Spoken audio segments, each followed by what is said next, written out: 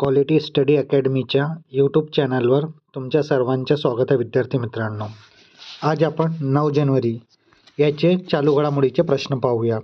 ही series आपण आपल्या चॅनलवर सुरू केलेली आहे. चालू घडामोडीचे ही सिरीज UPSC, MPSC व इतर सर्व परीक्षेसाठी अत्यंत उपयोगाची आहे.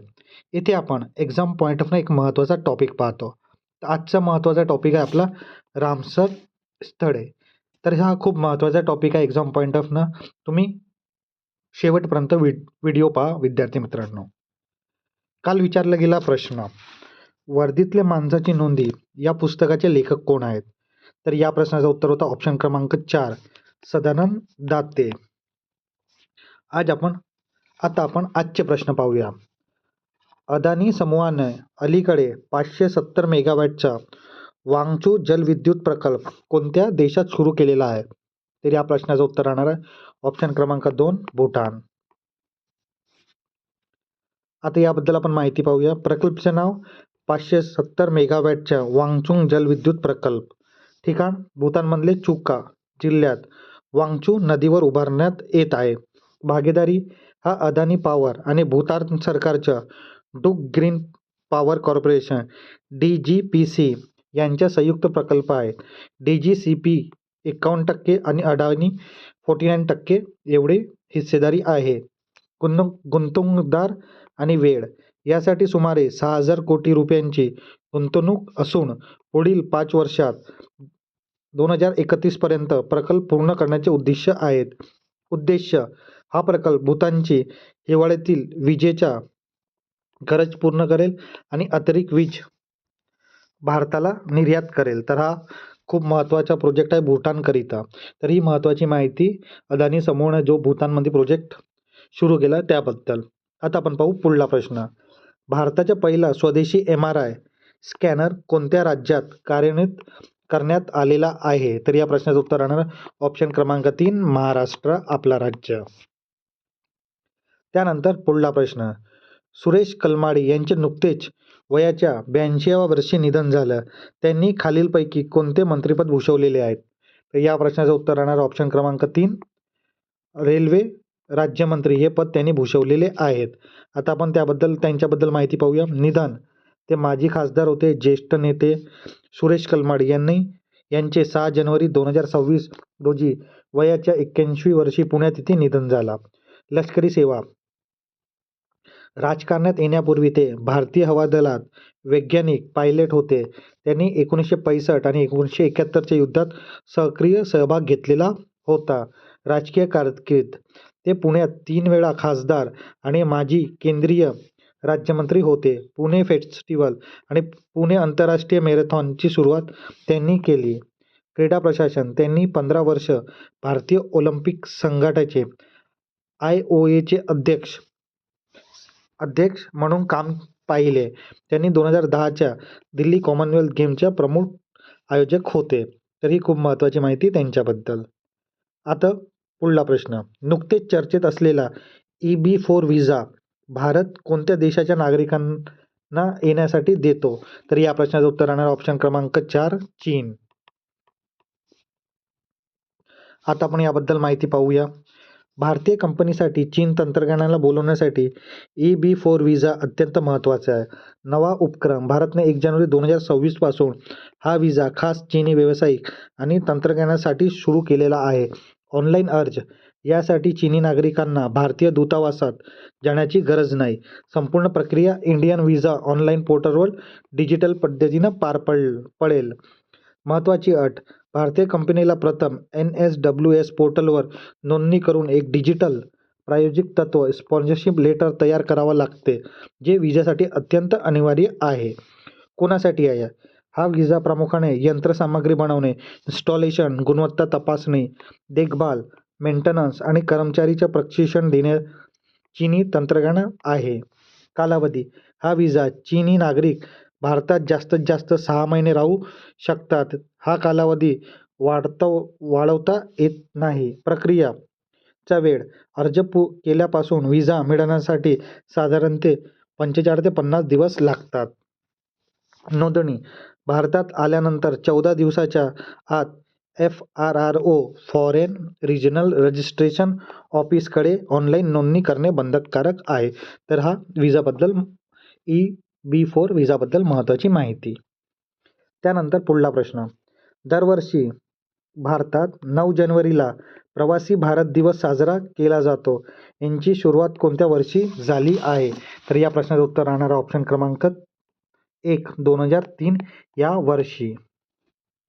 आता आपण याबद्दल माहिती पाहूया. प्रवासी भारत दिवसात 2026 भारतात दरवर्षी 9 जानेवारीला प्रवासी भारत दिवस म्हणून साजरा केला जातो. ऐतिहासिक महत्त्व.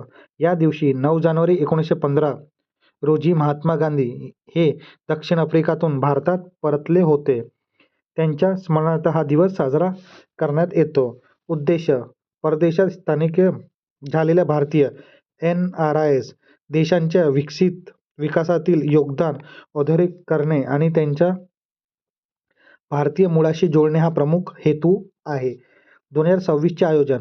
मागील मोठे संमेलन 2025 मध्ये भुवनेश्वर इथे झालेलं होतं.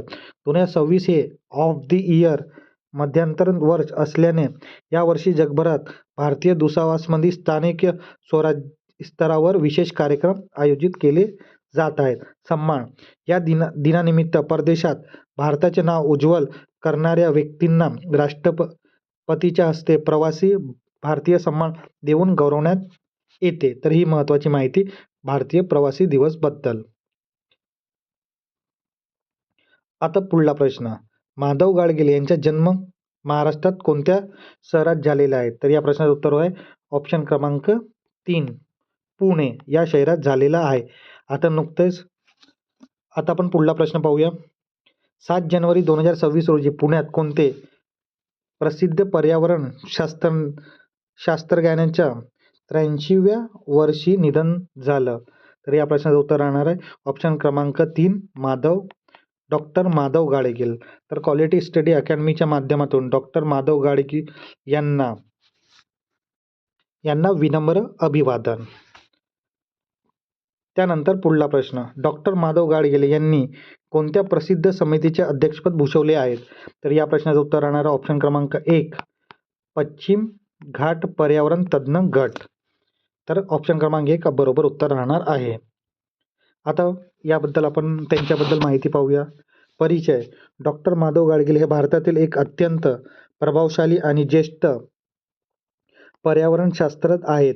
त्यांचा जन्म 24 मे 1942 रोजी पुण्यात झाला. शिक्षण. त्यांनी पुण्याच्या फर्ग्युसन कॉलेजमधून पदवी घेतली आणि अमेरिकेतील हार्वर्ड विद्यापीठातून PhD पूर्ण केली. गाडगीळ समितीचा अहवाल. पश्चिम घाटाच्या पर्यावरणापासून संरक्षण करण्यासाठी त्यांनी सादर केलेला पश्चिम घाट बचाव अहवाल, त्याला आपण WGEEP रिपोर्ट असं म्हणतो, हा त्यांचा सर्वात महत्त्वाचा आणि गाजलेला प्रकल्प आहे. पद्म पुरस्कार. भारत सरकारने त्यांना त्यांच्या अतुलनीय कार्यासाठी पद्मश्री 1981 आणि पद्मभूषण 2006 या पुरस्कारानं गौरवण्यात आलेलं आहे. तर ही महत्त्वाची माहिती डॉक्टर माधव गाडगीळ बद्दल. आता विद्यार्थी मित्रांनो, आपण आपले जे चालू घडामोडीचे प्रश्नाचे सिरीज आहे तिथे आपण एक्झाम पॉईंटमध्ये एक महत्त्वाचा टॉपिक पाहतो. तर आज आपण अत्यंत महत्त्वाचा टॉपिक रामसर स्थळे पाहणार आहोत. तर हा एक्झाम पॉईंटनं खूप महत्त्वाचा टॉपिक आहे. तुम्हाला येणाऱ्या एक्झाममध्ये इथे हमखास प्रश्न याबद्दल दिसतील. चला आता आपण रामसर स्थळे पाहूया. भारतात आणखी 2 नवीन रामसर स्थळे. सिलीसर तलाव, अलवर राजस्थान 315.97 हेक्टर. कोपरा जलाशय, बिलासपूर छत्तीसगड 210 हेक्टर रामसर स्थळाबद्दल आहे. हे 2 नवीन रामसर स्थळे भारतात आणखी एकूण टोटल 96 रामसर स्थळे झाली आहेत.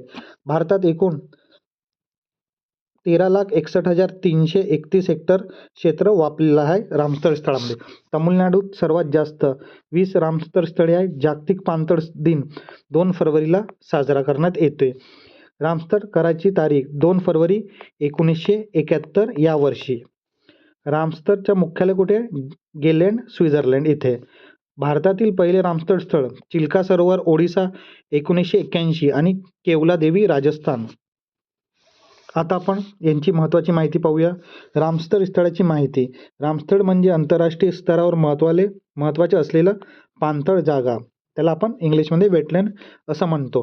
त्यांचे संवर्धन करण्यासाठी रामसर कन्व्हेन्शन अंतर्गत नोंदणी केली जाते. महत्त्वाचे मुद्दे. कन्व्हेन्शनची सुरुवात वर्ष 2 फरवरी 1971. ठिकाण इराणमधला रामसर शहर कॅस्पियन समुद्राच्या किनाऱ्यावर.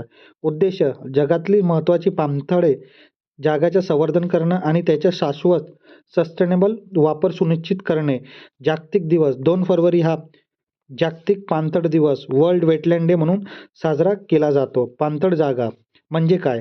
दलदली प्रदेश, नदीकाठी तलाव, सरोवर, खाऱ्या पाणी किंवा गोड पाण्याचे जलाशय आणि समुद्राची भरती ओहोटी 6 मीटरपेक्षा कमी खोलीचा प्रदेश यासारख्या क्षेत्रांना पाणथळ जागा म्हणतात. या जागेची जैवविविधतेच्या दृष्टीने अत्यंत महत्त्वाचे असतात. भारताचा सहभाग. या जागा जैवविविधतेच्या दृष्टीने अत्यंत महत्त्वाच्या असतात. भारताचा सहभाग. स्वाक्षरी. भारताने 1 फरवरी 1982 रोजी या करारावर स्वाक्षरी केली. पहिले स्थळ. भारताचे पहिले रामस्थळ स्थळ म्हणून चिल्का सरोवर, ओडिशा आणि केवलादेवी घाना राष्ट्रीय उद्यान, राजस्थान यांना मान्यता मिळाली. सर्वात मोठे स्थळ. भारतातील सर्वात मोठे रामस्थळ स्थळ सुंदरबन, पश्चिम बंगाल आहे. सर्वाधिक स्थळ. भारतात सर्वाधिक रामस्थळ स्थळ तमिळनाडूमध्ये आहे. किती आहेत? तर 20 आहेत. आता आपण महाराष्ट्राचे पाहूया. महाराष्ट्रात 3 स्थळे आहेत. पहिलं नादू मधवेश्वर नाशिक, दुसरा लोणार सरोवर बुलढाणा आणि तिसरा ठाणे खाडी फ्लेमिंगो अभयारण्य ठाणे. हे 3 स्थळे महाराष्ट्रामध्ये आहेत. आपण वन बाय वन आता याची माहिती पाहूया. सर्वात आधी नादू मधवेश्वर नाशिक. नादू मधवेश्वर हे महाराष्ट्रातील पहिले रामस्थळ स्थळ आहे, जे नाशिक जिल्ह्यात निफाड तालुक्यात आहे. मुख्य उद्दिष्ट. नाशिक जिल्ह्यात निफाड तालुका गोदावरी नदीच्या काठावर. महत्त्व. हे एक महत्त्वाचं पाणथळ क्षेत्र वेटलँड असून विविध पक्ष्यांसाठी, माशांसाठी आणि वनस्पतींसाठी आश्रयस्थान आहे. जैविक विविधता. येथे 536 जल स्थानीय वनस्पती, 8 सस्तन प्राणी, 265 पक्षी प्रजाती, 24 गोड पाण्याचे मासे आणि 41 फुलपाखरू प्रजाती आढळतात. रामस्थळ दर्जा. 27 जानेवारी 2020 रोजी याला रामस्थळ स्थळाचा दर्जा मिळाला, ज्यामुळे या ठिकाणाच्या पर्यावरणाला महत्त्व वाढले. महाराष्ट्राचे भरतपूर हे नाव या ठिकाणी पक्ष्यांच्या विपुलतेमुळे आणि पक्षी निरीक्षणासाठी असलेले आकर्षण पडलेले आहे. तर ही महत्त्वाची माहिती नादू-मधवेश्वर नाशिक या रामस्थळ स्थळाबद्दल आहे. हे तुम्ही इमेज पाहू शकता. ही इमेज नादू-मधवेश्वर अभयारण्य वन्यजीव विभाग नाशिक मधले आहेत. त्यानंतर लोणार सरोवर बुलढाणा. लोणार सरोवर बुलढाणा हे उत्पाकाल पुढे तयार झालेलं आहे. बेसाल्ट खडकाचा एक मोठा खारट अल्कधर्मी पाण्याचा सरोवर, जे निसर्गाचे अद्भुत आश्चर्य मानलं जाते. तेथील विशिष्ट प्राणी आणि पर्यावरणासाठी महत्त्वाचे असून ते वन्यजीव अभयारण्य म्हणून संरक्षित आहे, जे विज्ञान, निसर्ग सौंदर्य आणि इतिहासाचा संगम आहे. मुख्य माहिती पाहूया. स्थान बुलढाणा जिल्हा, महाराष्ट्र. निर्मिती सुमार 52,000 वर्षापूर्वी उल्कापिंडाच्या आघाताने. प्रकार उल्कापातामुळे तयार झालेलं विवर इम्पॅक्ट क्रेटर, खारट अल्कधर्मी पाण्याचं सरोवर. वैशिष्ट्य बेसाल्ट खडकातील एकमेव मोठे आघाती विवर, वन्यजीव अभयारण्य म्हणून घोषित. इतर माहिती पाहूया आपण. वैज्ञानिक महत्त्व. हे जगातील अशा मोजक्या ठिकाणापैकी एक आहे जिथे उल्कापातामुळे तयार झालेलं सरोवर पाहता येते. पर्यावरणाचं महत्त्व. विविध वन्यजीव आणि वनस्पती समृद्ध निसर्गाची विविधता आहे इथे. पर्यटन. निसर्गमय परिसर, प्राचीन मंदिरे आणि ऐतिहासिक महत्त्व असलेला हा पर्यटन स्थळ. लोणार सरोवरबद्दल ही माहिती. ही इमेज पाहू शकता तुम्ही लोणार सरोवरची. आता आपण ठाणे खाडीबद्दल पाहूया. ठाणे खाडी फ्लेमिंगो अभयारण्य ठाणे मुंबई आणि ठाणेसारख्या काँक्रीट जंगलामध्ये 17 चौरस किलोमीटर क्षेत्रावर ठाणे खाडी पसरलेली आहे. ही खाडी सुमारे 200 प्रजातीच्या पक्ष्यांच्या माहेरघर आहे, ज्यामध्ये बऱ्याच स्थलांतर पक्षीच्या प्रजातीचा समावेश आहे. या स्थलांतर पक्षी प्रजातीमध्ये रोहित म्हणजे फ्लेमिंगो हा पक्षी आकर्षणाचा केंद्रबिंदू आहे. फ्लेमिंगो हा उंच, गुलाबी आणि खालच्या दिशेनं वलकित चोच असलेला पक्षी आहे. त्याला लांब व मोहक पाय आणि मान, मोठे पंख, लहान शेपटी असते. ऑक्टोबर-नोव्हेंबर महिन्यामध्ये हजारो संख्येने स्थलांतरण करून ठाणे खाडी फ्लेमिंगो अभयारण्यात येणारे हे रोहित पक्षी सर्वांना भावतात. 15 ऑगस्ट 2022 रोजी ठाणे खाडीतील रामसर पाणथळ जागेचा दर्जा देण्यात आलेला आहे.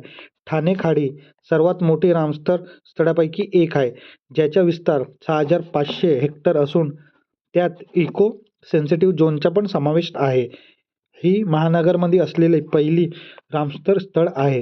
हे महाराष्ट्राचं तिसरे तर भारतातील 72वे रामसर स्थळचा दर्जा प्राप्त पाणथळ आहे. तर ही इमेज तुम्ही पाहू शकता ठाणे खाडीची. तर विद्यार्थी मित्रांनो, आजच्यासाठी तुमचा प्रश्न, आपण या सिरीजमध्ये एक नवीन ॲडिशन केलेलं आहे की एक प्रश्न तुमच्यासाठी असतो. नक्की तुम्ही या प्रश्नाचं उत्तर कमेंट बॉक्समध्ये सांगा. जर तुम्ही हे सिरीज कंटिन्यू फॉलो करत असाल तर या प्रश्नाचं उत्तर तुम्हाला नक्कीच येईल, आणि जर तुम्हाला येत नसेल तरी नक्की तुम्ही ट्राय कराच. तर आजचा प्रश्न, जगातली सर्वात मोठा तांदूळ उत्पादक देश म्हणून भारताने कोणाला मागे टाकलेलं आहे? तर तुमचा ऑप्शन क्रमांक 1 आहे अमेरिका, ऑप्शन क्रमांक 2 आहे व्हिएतनाम, ऑप्शन क्रमांक 3 आहे चीन आणि ऑप्शन क्रमांक 4 आहे थायलंड. तर या प्रश्नाचं उत्तर तुम्ही नक्की कमेंट बॉक्समध्ये सांगा विद्यार्थी मित्रांनो. आता विद्यार्थी मित्रांनो, आपण आपल्या क्वालिटी स्टडी अकॅडमीच्या यूट्यूब चॅनलवर ही सिरीज लॉन्च केली आहे. इथे तुम्हाला कोणकोणते आणखी ॲडिशन पाहिजेत ते नक्की तुम्ही कमेंट बॉक्समध्ये सांगा. हा व्हिडिओ जर तुम्हाला आवडला असेल तर नक्की लाईक करा, शेअर करा आणि आपल्या क्वालिटी स्टडी अकॅडमीच्या यूट्यूब चॅनलला सबस्क्राईब करायला विसरू नका. धन्यवाद.